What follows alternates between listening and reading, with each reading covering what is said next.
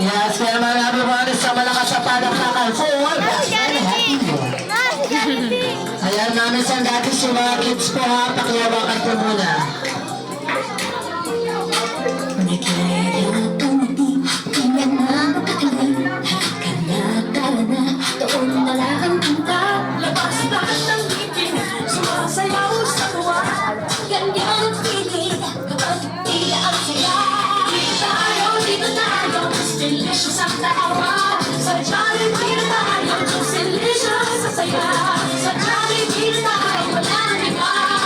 Alright, let's give it up for best friend, Johnny.